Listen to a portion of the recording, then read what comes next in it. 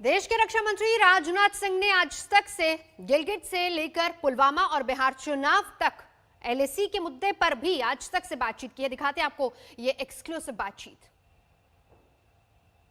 नमस्कार, मैं हूं श्वेता सिंह और आप देख रहे हैं आज तक। बिहार में चुनाव है, लेकिन जो मुद्दे हैं वो जम्मू कश्मीर से लेकर लाइन ऑफ एक्चुअल कंट्रोल तक होकर आ जाते हैं। इस समय देश के रक्षा मंत्री राजनाथ सिंह बिहार चुनाव प्रचार के लिए जा रहे हैं और हम उनके साथ बैठकर उनके सामने तमाम सवाल रखेंगे। पहला सवाल तो राजनाथ जी मैं बिहार से ही जोड़कर आपसे पूछूंगी। आमतौर पर जब से 2014 खासकर हमने देखा है, लहर की बात हो जाती है, हवा की बात हो जाती है। इस बार क्या वो आपको अपने पक्ष में नजर आ रही है यहाँ या विरोध में? नहीं, इस समय जो चुनावी लहर है वो पूरी तरह से Bharatiya Janata party lead NDA इसके साथ है। और मुझे अब तक जो हमारी सार्वजनिक सभाएं हुई हैं, सार्वजनिक सभाओं में जनता का मूड देखने के बाद मैं ही नहीं, कोई भी स्वाभाविक रूप से इस नतीजे पर पहुंच सकता है कि एनडीए को वहां पर क्लियर मेजॉरिटी ही नहीं बल्कि 2/3 मेजॉरिटी भी हासिल हो सकती है। आपको विश्वास है कि 15 साल का जो नीतीश कुमार का कार्यकाल रहा है, जब उसकी तुलना लोग पिछले 15 साल से करते हैं, जिस तरह श्री लालू यादव मुख्यमंत्री थे वहां के, तो स्वाभाविक रूप से इस नतीजे पर लोग पहुंचते हैं कि सचमुच 15 वर्षों के कार्यकाल में नीतीश कुमार ने बहुत ही अच्छा काम किया है बिहार के विकास के लिए। चाहे सड़क का मामला हो, बिजली का हो, पानी का हो, पुल हो, पुलिया हो, मेडिकल कॉलेजेस बनाने का प्रश्न हो, इंजीनियरिंग कॉलेजेस बनाने का प्रश्न हो, और लॉ एंड ऑर्डर को लेकर भी पहले के कंपैरिजन में बेहद इम्प्रूवमेंट वहां पर हुआ है। और विशेष रूप से जो 2014 के बाद देखा जाए तो बिहार के विकास में काफी तेजी आई है। उसके पहले का जो कार्यकाल नीतीश कुमार का रहा, चाहते हुए भी जितना वो विकास करना चाहते थे नहीं कर पाए। कारण यह था केंद्र में कांग्रेस लेड यूपीए गवर्नमेंट थी और उस गवर्नमेंट को जितना सहयोग बिहार की सरकार को करना चाहिए था, क्योंकि गैर कांग्रेसी सरकार थी, वह सहयोग प्राप्त नहीं हुआ। लेकिन 2014 में मोदी जी के नेतृत्व की गवर्नमेंट केंद्र में बनने के बाद मोदी जी ने किसी भी राज्य के साथ भेदभाव नहीं किया, भले ही वहां पर गैर एनडीए सरकार क्यों न रही हो। जितना अधिकतम सहायता उस राज्य के विकास के लिए मुहैया कराई जा सकती है, वह सहायता उन्होंने मुहैया कराई है और उसका परिणाम बिहार में प्रत्यक्ष रूप से अब देखने को मिल रहा है। जनता उसे स्वीकार करती है। राजनाथ जी, इसमें दो चीजें मैं कहूंगी। एक तो तेजस्वी यादव ने उस 15 साल के लिए उन्होंने एक तरह से माफी मांग ली थी। उनके पोस्टर्स से वो सारी तस्वीरें गायब हो गई हैं जो उन 15 सालों की याद दिला सकती है। दूसरी चीज, वो तो प्रधानमंत्री से ये पूछते हैं कि जो स्पेशल पैकेज की बात थी वो आज तक क्यों नहीं दिया गया? नहीं, स्पेशल पैकेज का ऐसा कोई कमिटमेंट स्पेशल पैकेज का था नहीं। स्पेशल पैकेज के वादे तो कोई भी राजनीतिक पार्टी कर लेगी, लेकिन स्पेशल पैकेज में कितना मिला है अब तक राज्यों को, मैं समझता हूं उसको आंकड़े उठाकर कोई देखेगा तो स्थिति पूरी तरह से साफ हो जाएगी। स्पेशल पैकेज की बात तो जम्मू कश्मीर के लिए भी की जाती थी। जम्मू कश्मीर का कितना विकास हुआ है? वहां पर तो गैर एनडीए सरकारें बराबर रही हैं और लंबे समय तक कांग्रेस लीडरशिप की लेड गवर्नमेंट वहां पर रही है। कितना विकास हुआ है? लेकिन स्पेशल पैकेज का एक लुभावना नारा देकर हम लोगों की आंखों में धूल नहीं झोंकना चाहते थे, बल्कि राज्य के विकास के लिए जितना संभव हो सकता था अधिक से अधिक सहयोग वो हमारी बीजेपी लेड एनडीए गवर्नमेंट ने बिहार को दिया है। रोजगार का नारा जो दिया जा रहा है, क्या वो भावना है? तेजस्वी ने कहा 10 लाख, बीजेपी ने कहा 19 लाख। हाँ, 19 लाख है। तो हम उस सारे रोजगार के अवसर सृजित करेंगे और लोगों को रोजगार मुहैया कराएंगे, क्योंकि हमारी कथनी और करनी में अंतर नहीं हो सकता है। और भारतीय जनता पार्टी अथवा एनडीए की सबसे बड़ी पूंजी यही है कि जो हम कहते हैं वह करते हैं। आजादी जब से हासिल हुई है तब से लेकर देखा जाए आगे तक का इतिहास, तो नेताओं ने इस देश की जनता को जितने आश्वासन दिए हैं, यदि आंशिक रूप से उन आश्वासनों को पूरा कर दिया होता तो भारत आज के 15-20 वर्षों पहले ही एक धनवान देश बन गया होता, एक ताकतवर देश बन गया होता। लेकिन वादों को पूरा न करने के कारण, कथनी और करनी में अंतर होने के कारण ही भारत की राजनीति में एक विश्वास का संकट पैदा हुआ है। और इस विश्वास के संकट को किसी पार्टी ने अथवा किसी अलायंस ने यदि उसको चुनौती के रूप में स्वीकार किया है तो बीजेपी लेड एनडीए ने स्वीकार किया है।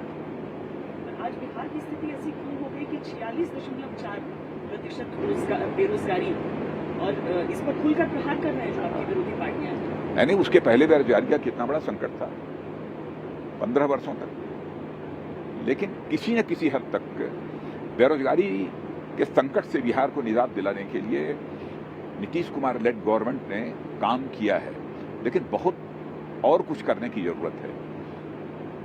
और यदि इस बार अवसर प्राप्त होता है तो निश्चित रूप से बीजेपी लेड एनडीए गवर्नमेंट जो होगी वह इस बेरोजगारी की समस्या को चुनौती के रूप में स्वीकार करेगी। तो आप इस बात को मानेंगे, उसी बात को मतलब आप कह रहे हैं कि प्रधानमंत्री ने जो कहा कि डबल इंजन की सरकार सही मायने में 3.5 साल की रही है? बिल्कुल ठीक, सही कहा उन्होंने। इसी बात के आधार पर होगा, क्योंकि इतनी बेरोजगारी और बहुत बेरोजगारी है। नहीं, बेरोजगारी की बात तो छोड़ो आप, सबसे बड़ी बात यह रही है कि कोई वहाँ पर कायदे के schools, colleges, universities, medical colleges, engineering college ऐसे होने चाहिए थे ताकि बिहार के बच्चे अपने राज्य की इन सब सारी शिक्षण संस्थाओं में अपनी पढ़ाई लिखाई कर सकें।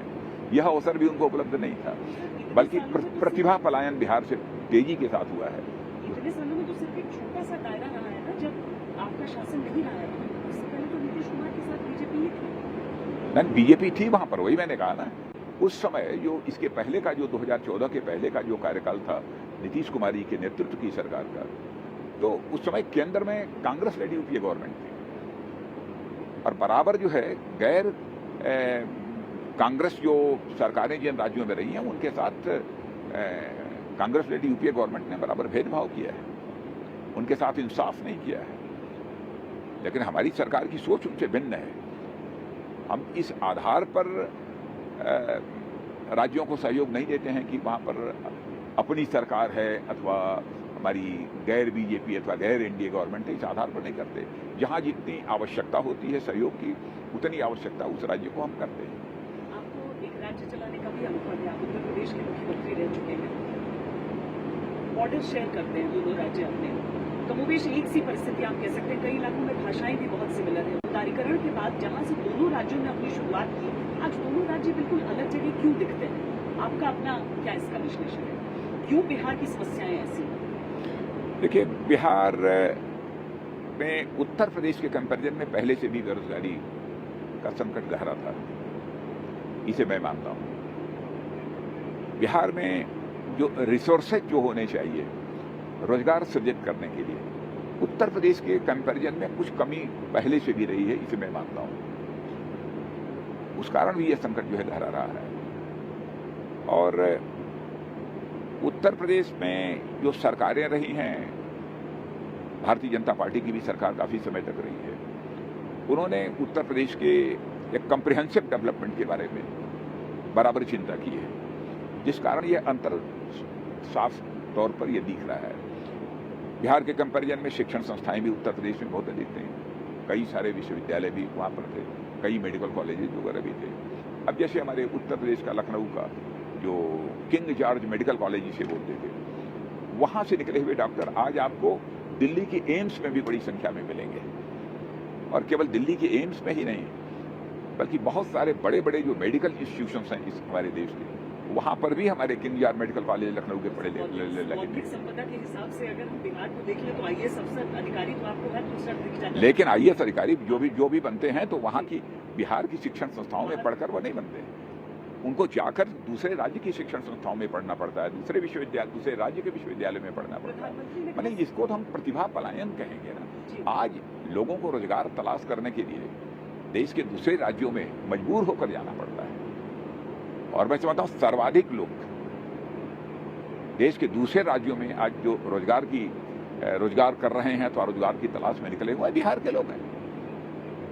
और जिसने भी वहां पर सरकार चलाई है उसे चुनौती के रूप में स्वीकार करना चाहिए, नहीं किया। जो ब्रेन ड्रेन है वो आज की समस्या नहीं है वहां पर। प्रधानमंत्री ने कहा 3.5 साल से ही मैं ठीक से काम कर पाया हूं। हाँ, बिल्कुल ठीक। कितना समय और कि बिहार की ये जो मूल समस्याएं हैं, क्योंकि अगर वो टैलेंट, वो प्रतिभाएं यहीं रह जाएं, अगर यहीं पर वो अवसर मिल जाएं, तो लोग तो चाहेंगे अपनी जड़ों के पास रहना। बिल्कुल बिल्कुल चाहेंगे। कितना समय चाहिए होगा?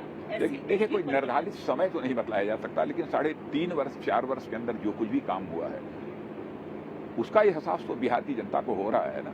ये 3.5-4 वर्षों में जहां पर कोई शायद 2-3 इंजीनियरिंग कॉलेजेस बिहार में रहे होंगे, आज हर जनपद में इंजीनियरिंग कॉलेज खुल गए, हर जनपद में पॉलिटेक्निक्स खुल गए, 11-12 मेडिकल कॉलेजेस खुल गए, एम्स खुल गए। यदि 3.5 वर्ष में इतना डेवलपमेंट हो सकता है, इतने सारे काम हो सकते हैं, तो 5-7 साल का समय यदि और मिल जाए हमारी यदि गवर्नमेंट को बिहार में सरकार चलाने का, तो स्वाभाविक रूप से जनता की अपेक्षाओं की कसौटी पर हम पूरी तरह से खरे उतरेंगे। आप जिन क्षेत्रों में अब चुनाव प्रचार के लिए जा रहे हैं, चूंकि अंतिम जो चरण है उसमें उत्तर बिहार का हिस्सा हो जाता है और यहाँ पर बाढ़ की समस्या बहुत ज्यादा रहती है, आपको लग रहा है लोगों से कुछ सवालों का सामना करना पड़ सकता है? देखिए, सबसे पहले आदरणीय अटल बिहारी वाजपेयी जी ने इस संकट को समझा था, इसीलिए नदियों को जोड़ने का सिलसिला उसी समय से जो है प्रारंभ हुआ था और इसकी आवश्यकता है। बाढ़ के संकट से भी निजात दिलाई जा सकती है। एक उसके लिए कम्प्रिहेंसिव एक प्लानिंग की आवश्यकता है कि कैसे यह निजात दिलाई जा सके, और जब हमारी गवर्नमेंट बनेगी तो बाढ़ के संकट से भी बिहार की जनता को निजात मिल सके, इसके लिए भी जो भी आवश्यक कदम होगा वो आवश्यक कदम उठाएंगे। नेपाल से लगती हुई सीमा भी है, रोटी बेटी का रिश्ता हमेशा हम कहते हैं। अभी हाल के दिनों में जो दिक्कतें हुई हैं जिसकी वजह से उतनी आसानी से नहीं आवाजाही लोगों की हो पा रही है, ये भी आप विश्वास दिला पाएंगे लोगों को कि सोचेगा जल्दी? नहीं, देख, नेपाल हमारा पड़ोसी राज्य है और नेपाल के साथ हमारे सांस्कृतिक रिश्ते भी हैं और साथ ही रोटी बेटी के भी हमारे रिश्ते उसके साथ हैं। हम बराबर नेपाल के साथ अपने अच्छे रिश्ते बनाकर रखना चाहेंगे और नेपाल के साथ अपने रिश्तों पर किसी भी सूरत में हम सवालिया निशान नहीं लगने देंगे। हमारी पूरी यही कोशिश होगी। एक रक्षा मंत्री के तौर पर मेक इन इंडिया का जो पूरा कैंपेन आपका चल रहा है, उत्तर प्रदेश में हमने देखा है किस तरीके से वो डिफेंस पार्क है कि 47 की फैक्ट्रीज अमेठी में, क्या बिहार को ऐसी चीज नहीं मिल सकती? मुंगेर जो पूरा जिला है वहाँ पर वो खुद उन कारखानों के लिए, के कारखाने के लिए जाना जाता है। कितने अवैध रास्ते पर निकल गया वो, क्या उसे सही रास्ते पर लाया जा सकता है? नहीं, सही रास्ते पर लाना ही पड़ेगा, तभी हम जाकर बेरोजगारी के संकट से बिहार को निजात दिला पाएंगे। वहां पर जो भी रिसोर्सेज उपलब्ध हैं उन रिसोर्सेज का सही उपयोग करने की जरूरत है। ये योजना है पूरी? हाँ, तो नहीं, अब वह प्लान चेकआउट करना पड़ेगा गवर्नमेंट को, और मैं समझता हूँ पिछले 4-4.5 वर्षों में वो प्लान चेकआउट किया होगा बिहार की गवर्नमेंट ने। अब उसको इम्प्लीमेंट करने की जरूरत है। यदि उसमें कहीं पर कमी होगी तो उसको सुधार करेंगे और पूरा फुल फ्लेज्ड प्लान चेकआउट करके वहाँ के रिसोर्सेज का मैक्सिमम यूटिलाइजेशन कैसे हो सकता है ताकि रोजगार के नए अवसर सृजित हो सकें, और यह कोशिश हमारी सरकार वहाँ करेगी। और एक बात और मैं कहना चाहता हूँ कि जनता की रुझान जो वहाँ पर एनडीए के प्रति बढ़ी है, और हम लोगों ने तो 2 टूक शब्दों में कहा है कि नीतीश कुमार जी के नेतृत्व में ही हम सरकार वहाँ बनाएंगे। तो जब लोग तुलना करते हैं इसके पहले के 15 वर्ष का जो नेतृत्व रहा है और उसके बाद का 15 वर्षों का जो श्री नीतीश कुमार के नेतृत्व की सरकार रही है, तो लोग इस बात पर तो बहस कर सकते हैं कि नीतीश कुमार जी यह काम किया, यह काम नहीं किया, कुछ और अधिक काम किया है लेकिन कुछ और अधिक कर सकते थे, इस पर तो बहस हो सकती है। लेकिन बिहार ही नहीं, बिहार के बाहर का भी कोई व्यक्ति किसी भी राज्य का उंगली उठाकर नहीं कह सकता है कि नीतीश कुमार हों, चाहे डिप्टी चीफ मिनिस्टर के रूप में सुशील मोदी हैं, उनके दामन पर कोई भ्रष्टाचार की दाग लगी हुई है। कम से कम चारा तो नहीं खाया है नीतीश कुमार ने ना। कम नहीं, उंगली उठाने से क्या होता है? यदि सच्चाई है, यदि सच्चाई रही होती आरोपों में, तो नीतीश कुमार जी आज बाहर होते हैं और इसके पहले जो नेतृत्व किए हैं आज वो जेल के भीतर हैं।